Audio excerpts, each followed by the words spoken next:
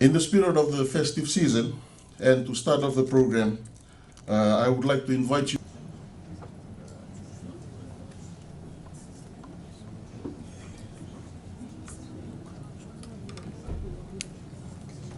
Yes, a man that does not need introduction. His work speaks volume.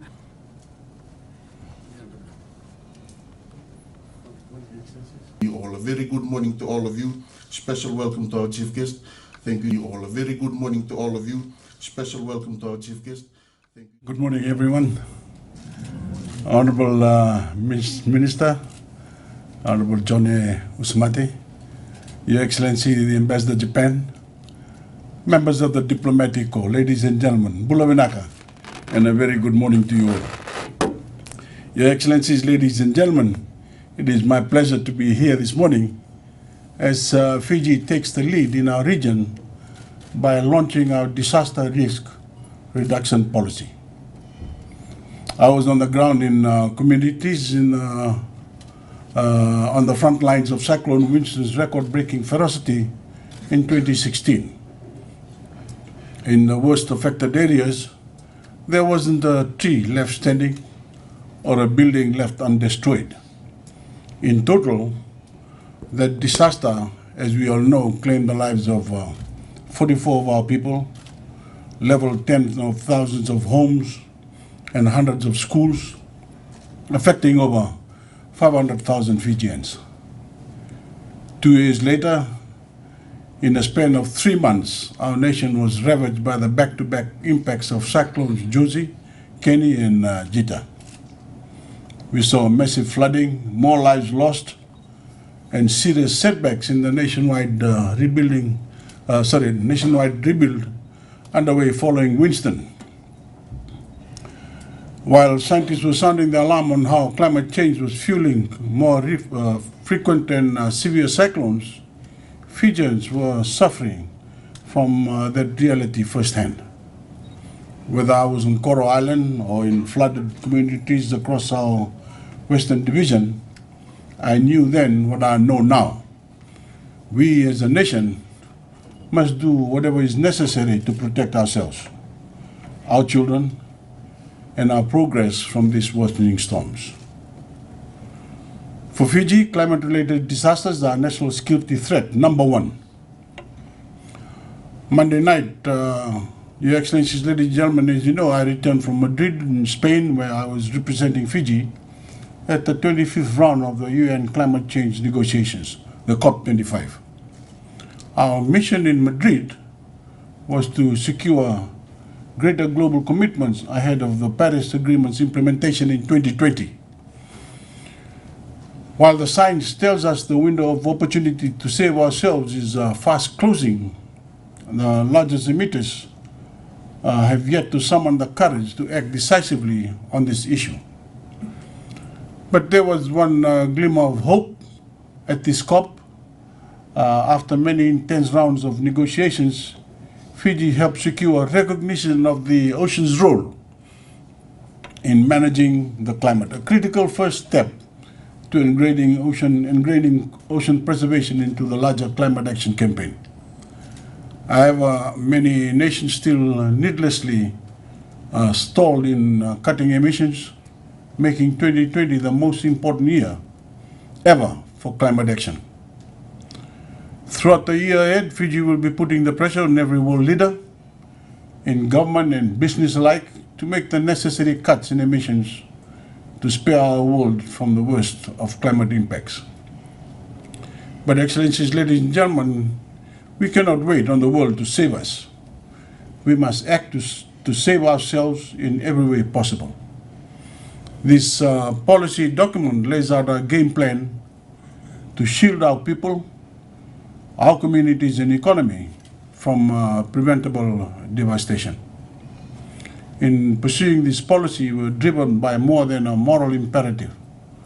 By managing disaster risks, we are protecting our progress across every front of development. We're protecting the massive investments we made in health, in education, and the extension of critical services.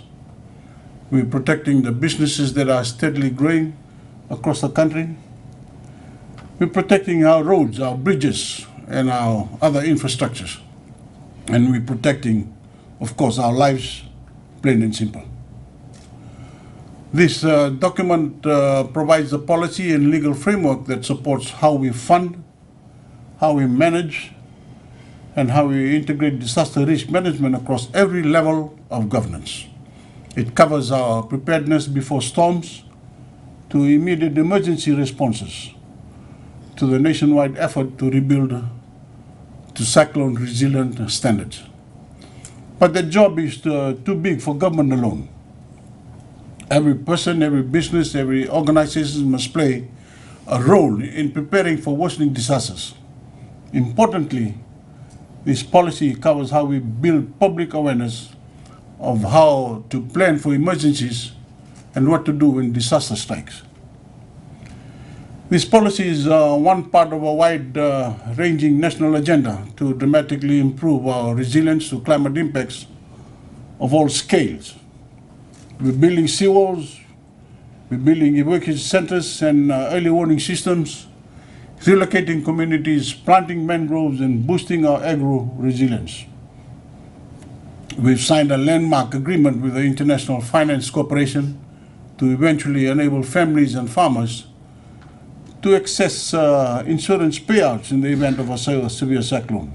And Fiji is the leading voice on the world stage in advocating for greater finance and financing mechanisms to fund the life-saving work of climate adaptation. All of this work is dedicated to a singular purpose: saving lives and saving us the cost of rebuilding year after year, cyclone season after cyclone season. I can't imagine a better partner for this launch than the Japanese government. Your Excellency, thank you for your assistance in this. Japan has proven itself to be one of the world's most disaster resilient economies. Your knowledge and experience, Your Excellencies, are invaluable, and we appreciate the expertise you provided in formulating this policy. Ladies and gentlemen, Your Excellency, we are now 1 month into the 2019-2020 cyclone season. I'd like to take this opportunity to make a larger appeal to the nation. Please treat storm warnings with total sincerity. Listen to authorities and undertake all preparatory works possible ahead of a storm's arrival. Lives depend on your actions, so do not hesitate. In the months following Winston's devastation in Fiji, I remember the rallying cry that brought comfort and courage to our people. Stronger than Winston. It was a refrain that spoke to the Fijian spirit of resilience and resolve in reclaiming what was lost to that storm.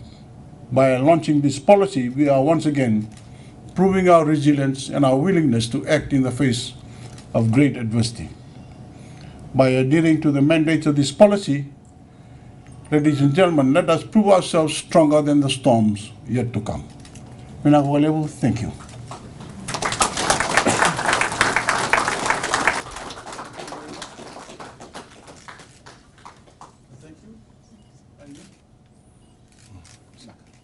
Ladies and gentlemen, the official notes of the policy.